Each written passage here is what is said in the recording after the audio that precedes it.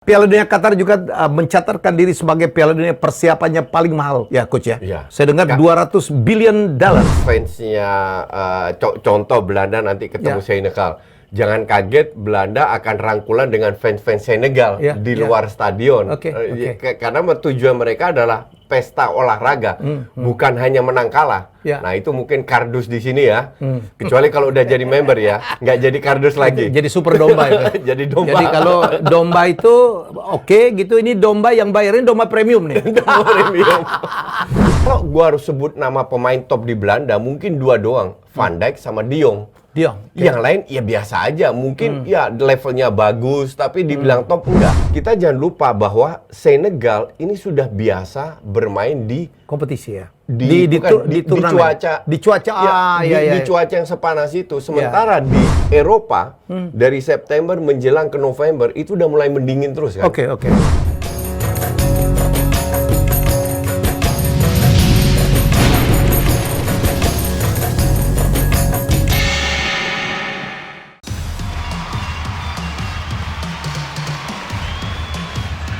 Persiapkan diri Anda. Tingkatkan transaksi dengan kartu kredit Bank Mega Visa.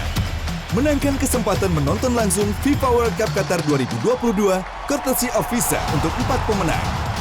Apply sekarang. Periode program 6 Juli sampai 30 September 2022. Info lengkap kunjungi link berikut.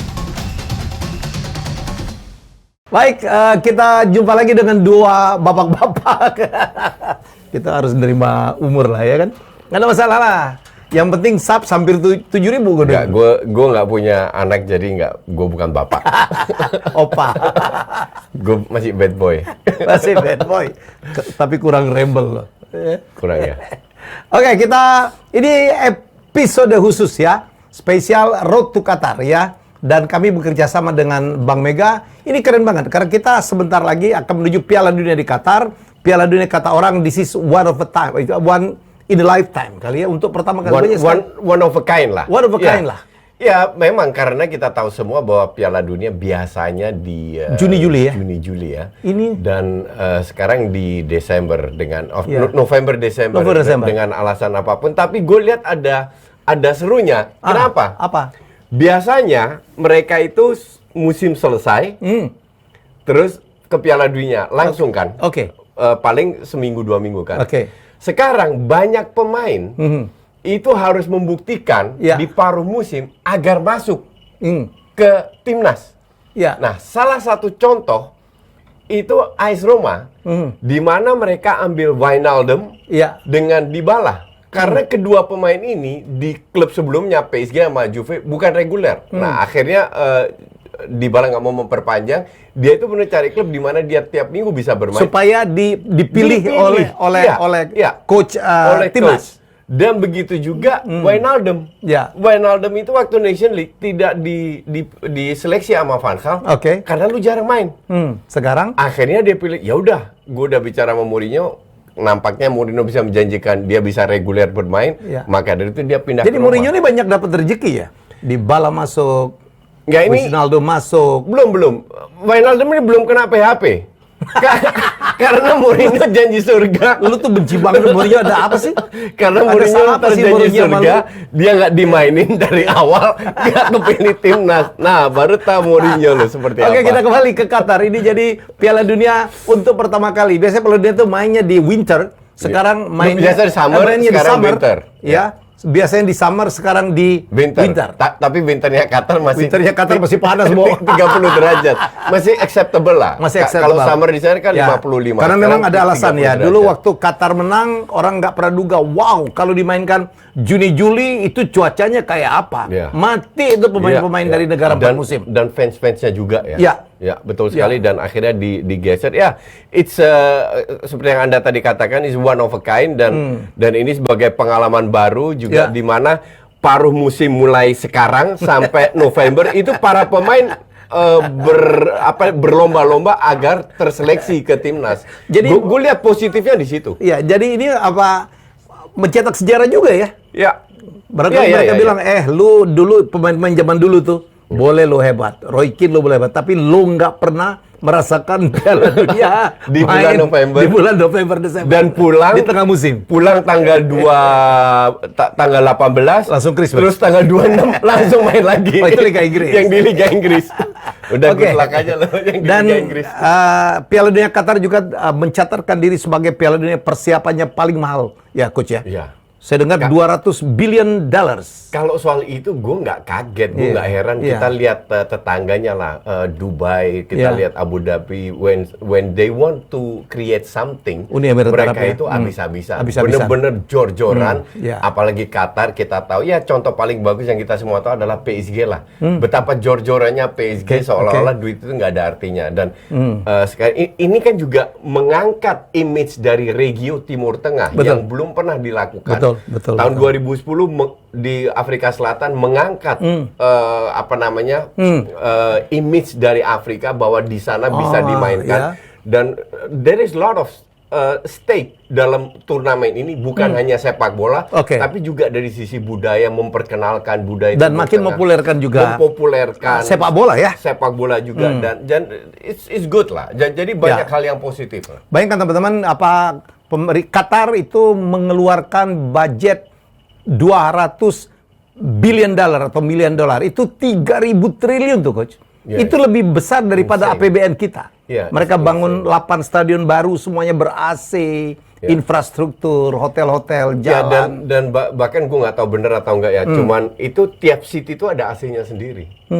Sampai segitunya. They can do anything lah. Sampai rumputnya dari jenis import yang terbaik, terus dikelola. Bahkan yang kelola rumputnya itu diimpor juga dari Eropa, dari karena mereka nggak punya ya. Karena mereka nggak punya keahlian, mereka hanya punya duit dan mereka memanfaatkan duit semaksimal mungkin. Kalau soal dari fasilitas, gue yakin this will be one of the best World Cup kalau soal fasilitas dan lain-lain.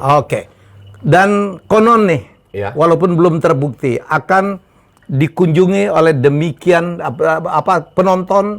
pengunjung Piala Dunia yang terbanyak katanya Coach. Karena posisinya secara geografis juga mereka tuh di tengah ya Coach. Dekat dari Eropa, dekat dari Afrika, dekat dari Asia, dekat dari Australia. Ya betul sekali, dan cuman kita harus melihat karena kita tahu budaya, terutama budaya Amerika sama Eropa, bahwa mereka libur panjangnya itu di summer. Apakah mereka bisa dapat libur panjang di winter? Belum tentu.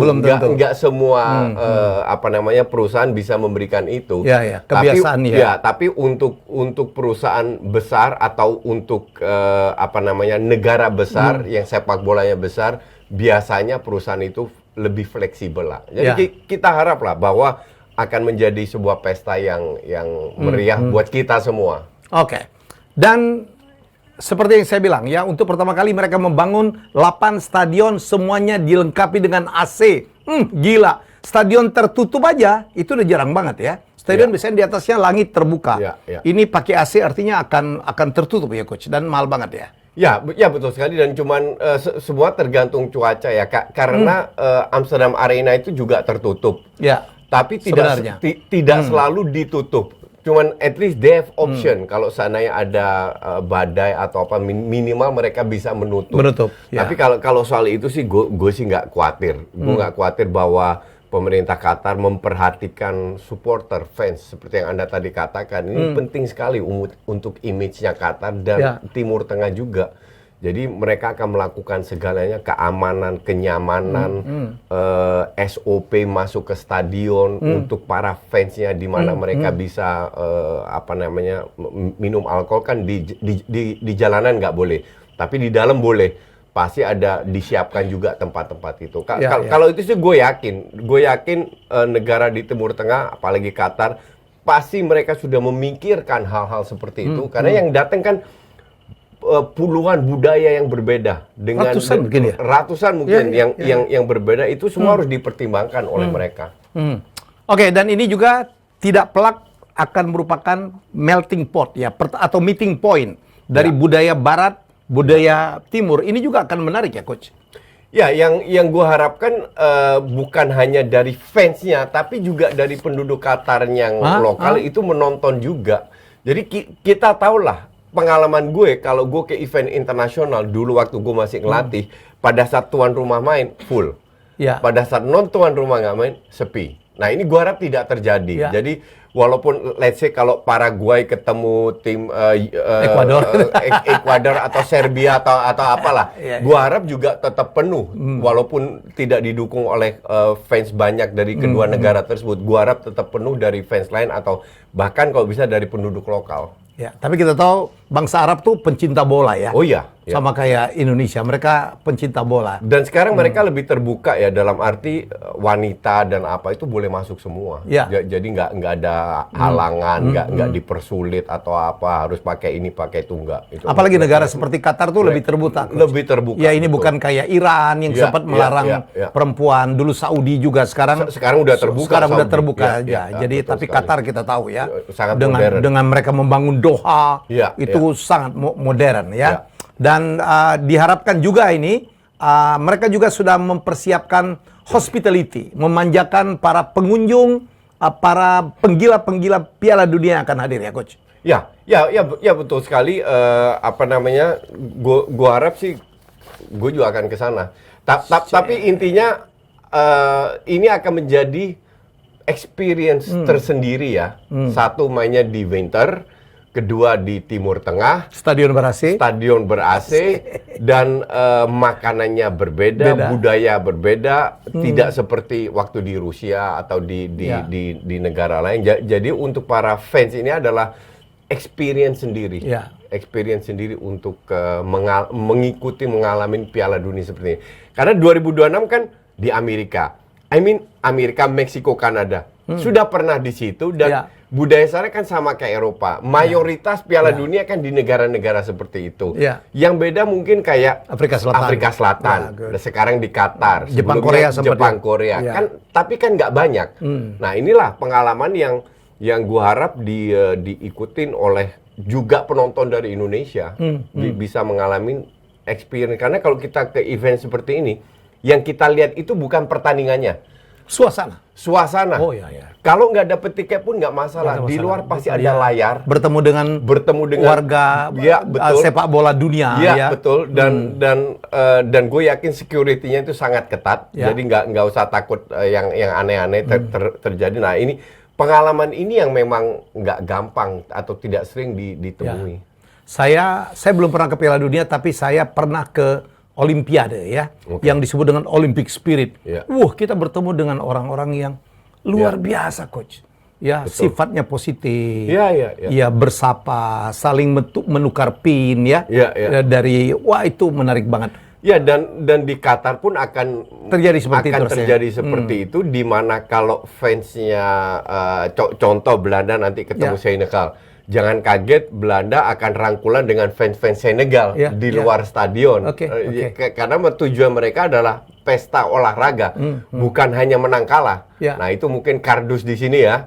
Kecuali kalau udah jadi member ya, nggak jadi kardus lagi. Jadi super domba itu. Jadi domba. Jadi kalau domba itu gitu, ini domba yang bayarin domba premium nih. Domba premium. Jadi sepak bola itu bukan hanya menang kalah, banyak faktor yang bisa dieksplor. Salah satu ya fansnya, bertemu dengan banyak orang-orang yang punya minat yang sama, hobi yang sama, kegilaan yang sama. Menikmati pertandingan. Menang kalah is part of the game. Walaupun ini akan mahal banget nih, Coach. Apa? Ini untuk ditonton juga dahsyat mahal. Tapi walaupun itu nih, gue dengar ada cara ke sana nih, Coach. Kan seru banget kalau kita bisa nonton langsung ke Qatar. Memang gue seperti yang gue selalu bilang, gue ada rencana ke sana. Nah, ini buat kalian para pencinta sepak bola yang mau nonton langsung Piala Dunia 2022 di Qatar nanti. Nih kita infoin. Kalau kartu kredit Bank Mega Visa kasih kesempatan untuk kalian menonton langsung FIFA World Cup Qatar 2022. Courtesy of Visa. Bank Mega akan mengundi kesempatan ini. Jadi apply sekarang dan lakukan transaksi sebanyak-banyaknya dengan kartu kredit Bank Mega Visa. Promo ini berlaku hingga 30 September 2022. Hadiahnya. Ini dia hadiahnya Ada 4 tiket atau tiket untuk 4 pemenang dan pendamping. Kalau nggak ada pendamping ya kita susah. Bisa kita atur. Tiket itu adalah tiket untuk opening match. Wow, ya opening match, kemudian quarter final dan juga semifinal. Mantap banget ya. Oke. Nah, kartu kredit Bank Mega ini juga punya banyak benefit yang menarik. Mulai dari bebas biaya tahunan khusus tahun pertama, diskon hingga 50% di semua jaringan Citycorp. Oke. Cicilan 0% di Transmart, Metro, dan Transfashion Indonesia. Banyak juga diskon menarik lainnya di berbagai merchant. Mulai dari dining, shopping, hingga traveling. Saya adalah pemakai kartu Udah punya tadi gue lihat ya? Gue punya 2 ya. Bagi satu. Nok aja lo pakai. Jadi keren banget memang ya. So buruan apply dan transaksilah sebanyak-banyaknya dengan kartu kredit Bank Mega Visa. Ya Visa ya. Siapa tahu Anda yang beruntung untuk berangkat nonton langsung Piala Dunia 2022 di Qatar. Bersama kita ya? Iya, kalau pendampingnya nggak ada jangan dipaksa, jangan maksa. Kita siap. Kita siap. Oke, kita masih punya waktu panjang, Coach. Kita akan bahas, ini kan ada berapa grup ya. Kita akan bahas dulu grup A di mana tuan rumah dan favorit lu Belanda. Ya. Ya, yang akan bermain. Barangkali Coach bisa membuat preview tentang Gue secara grup A. overall melihat tidak ada satu grup yang benar-benar grup neraka. Mungkin satu grup, gue lupa grup apa itu, G atau H, yang bisa bilang agak neraka. Apa namanya, kualitasnya nggak jauh berbeda lah. Oke. Nah, grup Belanda ini kalau bilang memang di atas kertas, itu Belanda favorit, ya kan? Ditambah Qatar sebagai tuan rumah. Tapi jangan lupa Senegal juara Afrika ya. Betul. Maka dari itu, ini juga grup yang Senegal sama sekali nggak bisa diremehkan. Ada Sadio Mane, ada Naby Mendy, Keita. ada Keita. Jadi sama sekali nggak bisa diremehkan. Oke. Tapi kita juga tahu bahwa Belanda ini juga bukan tim yang isinya pemain top. Sama sekali tidak. Yang Belanda andalkan, ya kalau gua harus sebut nama pemain top di Belanda, mungkin 2 doang. Van Dijk sama De Jong. Yang lain ya biasa aja. Mungkin ya levelnya bagus, tapi dibilang top enggak. Tapi merata kan, Coach? Tapi merata. Ada Julian Timber, ada semua ya. Betul. Ya. Nah, ini hebatnya Van Gaal, di mana dia bisa membuat tim ini, kalau lagi on fire, itu bisa mengalahkan semua tim. Tapi jangan lupa, kalau lagi jelek, bisa kalah dari semua tim. Jadi yang dia andalkan benar-benar kerjasama, kolektivitas, bukan skill individu. Karena kita tahu bahwa Van Dijk dan Frenkie de Jong bukan pemain yang sering cetak gol. Tapi lebih ke Bergwijn, Depay, dan mungkin Wijnaldum akan masuk. Ya kita nggak tahu siapa lagi. Tapi intinya adalah grup ini pun tidak bisa dibilang Belanda pasti lolos. Enggak. Di atas kertas di atas kertas favorit, setuju. Tergantung form of the day. Kita jangan lupa bahwa Senegal ini sudah biasa bermain di kompetisi ya. Di cuaca. Di cuaca. Di cuaca yang sepanas itu. Sementara di Eropa dari September menjelang ke November itu udah mulai mendingin terus kan. Oke. Mendadak mereka harus beradaptasi dengan cuaca dengan suhu 30 derajat. Kan ada AC tapi. Ya, tapi apakah pemain bisa atau tidak? Kan kita nggak tahu, nggak semua pemain bisa cepat adaptasi. Ya, jadi banyak sekali faktor yang membuat mereka harus perform, yes or no. Maka dari itu akan lebih baik kalau minimal 2 minggu sebelumnya itu semua tim sudah di Qatar. Aklimatasi dengan cuaca, dengan makanan, dengan budaya dan lain-lain, sehingga kualitas ini benar-benar tidak terlalu jauh. Tapi gue setuju Senegal untuk gue pribadi ya. Ini subjektif ya. Betul. Ini subjektif. Kalau gue bilang sekarang itu Senegal dan Belanda. Karena akan lolos. Ya, karena walaupun Qatar tuan rumah, tapi mereka pemain-pemain ini nyaris nggak ada yang bermain di Eropa. Jadi persaingan toh berbeda. Kalau Anda sebagai pemain biasa bermain di Liga Qatar, ketemu tim-tim yang biasa bermain di Liga Inggris atau Spanyol atau itu kan jauh lebih keras, speednya lebih tinggi. Dan itu sangat berpengaruh. Walaupun mereka didukung oleh banyak puluhan ribu penonton lokal, tapi harusnya sih tim kayak Senegal sama Belanda ini tidak membiarkan ada surprise lah, biar Qatar bisa. Tapi lu pernah nonton kemarin ya? U16 kita lolos karena banyak yang berdoa dan nyuruh sholat. Itu udah sering gue udah, aduh, gue kalau udah denger Ini gitu, Qatar kan didukung oleh doa Iya. dan ajakan untuk sholat. kalau itu berhasil, Cina sama India udah jadi juara dunia karena penduduknya paling banyak. Doanya yang berdoa lebih banyak. Iya. Jadi intinya adalah ditambah satu lagi Ekuador. Ekuador kan dari Amerika Latin. Ya. Amerika Latin, kita tahu semua banyak negara yang bisa berenang. Kolombia nggak lolos. Tapi Ekuador bisa lolos. Mau dia rank 5 kek, rank 6 kek, mau rank berapa. It doesn't matter. Artinya this team can do something. Apalagi Ener Valencia ini kan pemain yang jam terbangnya sudah tinggi. Di Eropa sudah punya banyak jam terbang sebagai kapten. Tim-tim kayak gini tidak boleh diremehkan. Asli tidak boleh. Karena mungkin mereka akan main bertahan. Ya. Tapi sekali counter dengan sedikit beruntung, they can score a goal. Oke. Ya kan? Nah, kalau seandainya Belanda dan Senegal menganggap Qatar dan Ekuador ini benar-benar serius, mereka benar-benar fokus, I think harusnya Senegal sama Belanda. Harusnya. Oke, match pertama itu Qatar Ekuador ya, Coach? Ya, Qatar Ekuador Pegang siapa?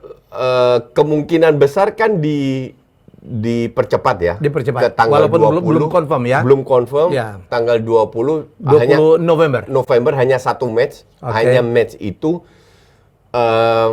gue tetap sedikit unggulkan Ekuador. Oh ya? Qatar tuan rumah loh. Gue I don't really care mau tuan rumah atau enggak. Karena murni banyak sekali pemain Ekuador juga main di Eropa, dan juga mereka sering bersaing lawan tim kayak Argentina, Brazil, Kolombia dan lain-lainnya. Jadi daya saing mereka itu lebih tinggi daripada Coachnya orang Qatar. Spanyol ya, Coach ya? Felix Sanchez ya? Ya, ini coachnya Qatar Spanyol ya. Oke, cuman kalau kita lihat, do you know this player Hasan El Haidos?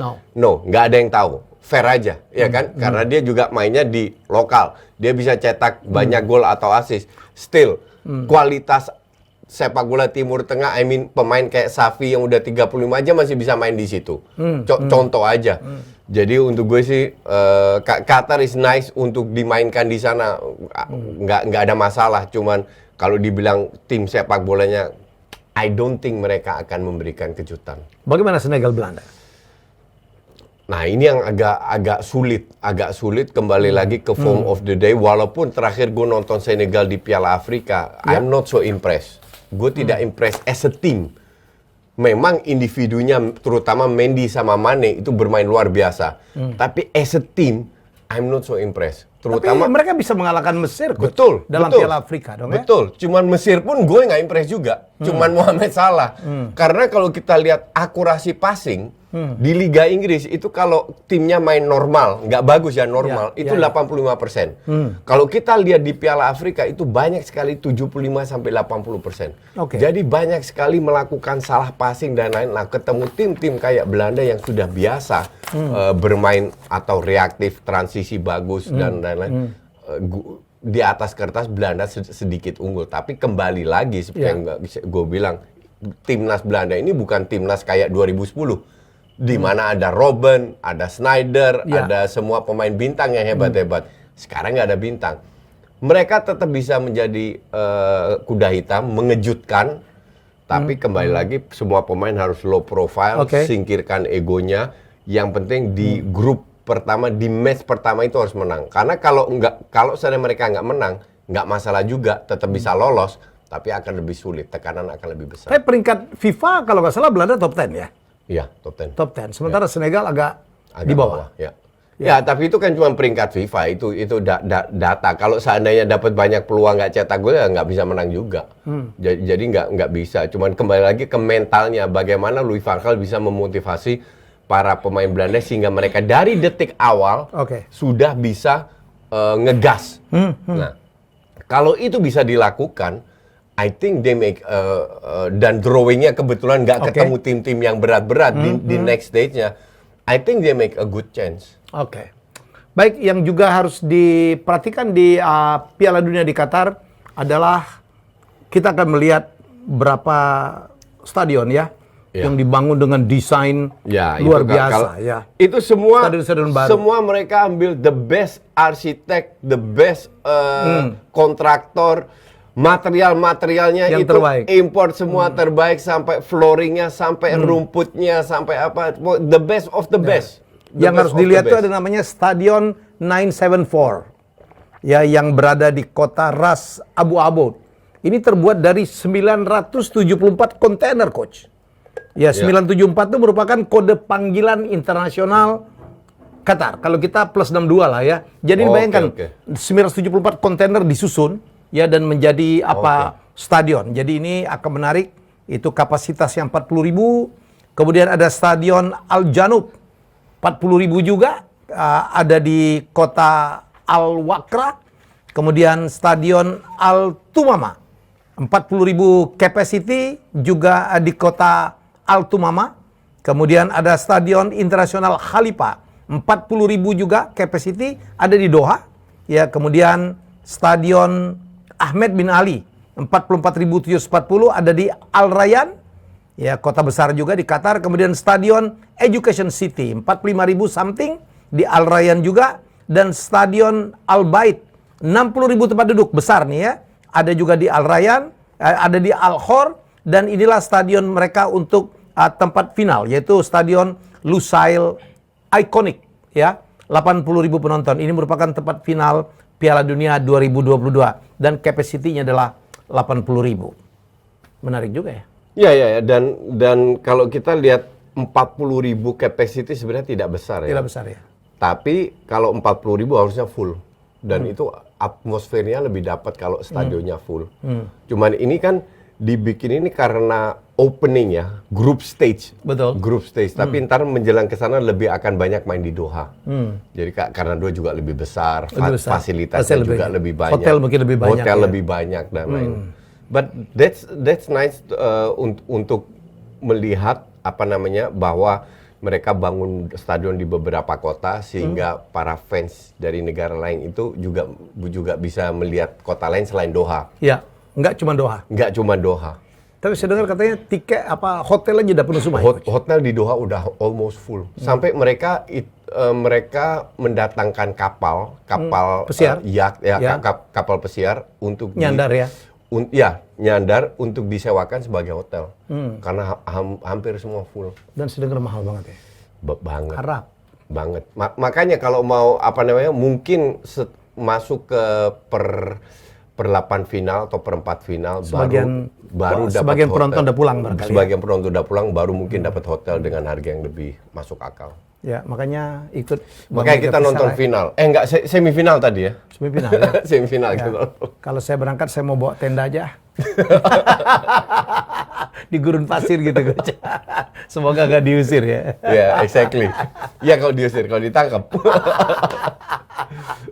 Oke, jadi ini menarik banget. Jadi, Coach, ini lu udah berapa kali nonton Piala Dunia ya? Gue belum pernah. Belum pernah? Belum pernah. Ini harus pergi lo. Tawa-tawa lagi lah. Ntar kita lihat dari siapa yang butuh teman. Dari pemenang. Ntar gue jadi guide-nya. Jadi guide-nya. Kalau menurut Coach, selama pengalaman Piala Dunia mana yang menurut lo terbaik? Mana ya?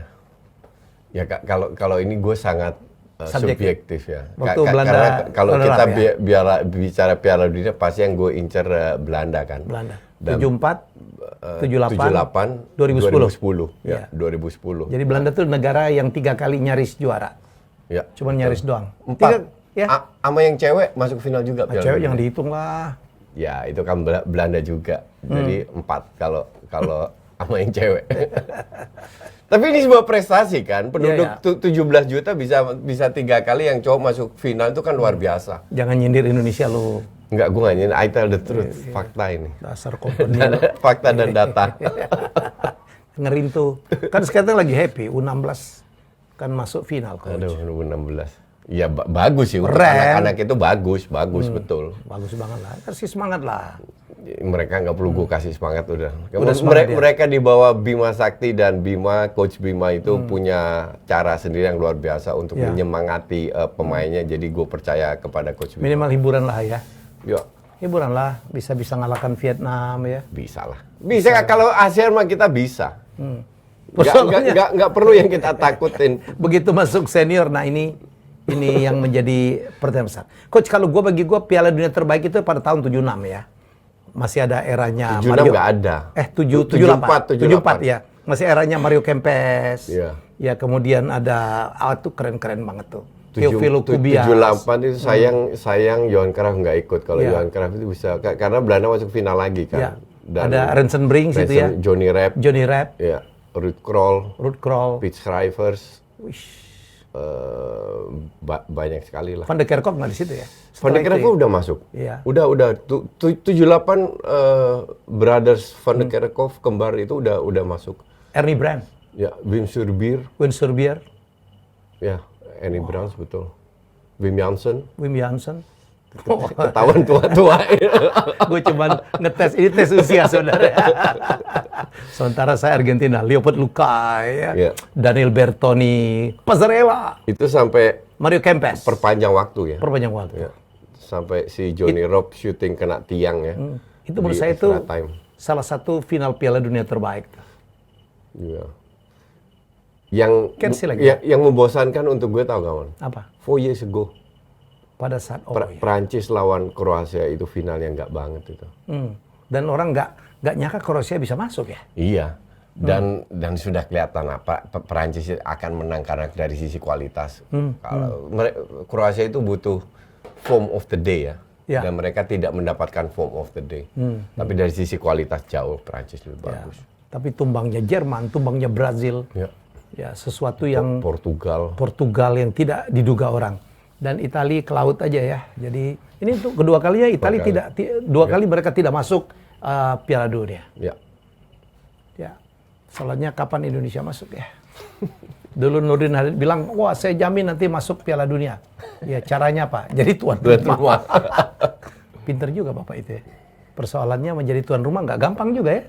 Walaupun kita katanya mau bidding tahun 2030 ya. Ya kalau bidding mah Liechtenstein juga bisa bidding, cuman dipilih atau enggak itu nomor 9. Lo suka begitu ngomongnya. Oke, itu dia episode spesial Jasaya. Terima kasih sudah bersama kami. Ini pemanasan kita karena ini akan terus berlangsung makin mendekat ke tanggal 21 November di mana Piala Dunia Qatar 2022 akan digelar ya. Mari kita sambut dan mari kita menjadi bagian dari euforia, kegembiraan dari para penggemar sepak bola di dunia. Karena ini adalah event terbesar. Semua orang percaya event sport terbesar itu di luar multi event ya, itu adalah Piala Dunia. Setuju Coach? Ya, setuju banget. Ya. Oke, kita sekian dulu dan kita akan jumpa dalam episode lain termasuk episode reguler dan juga Piala Dunia dari Jasayes. Terima kasih sudah bersama kami. Terima kasih untuk dukungannya. Silakan like, ya silakan komen, silakan subscribe seikhlasnya. Kita nggak mau. Gue nggak butuh subscriber sekarang. Gue butuh member. Belagu lo. Ini pandit paling mata duitan yang gue kenal. Bye-bye.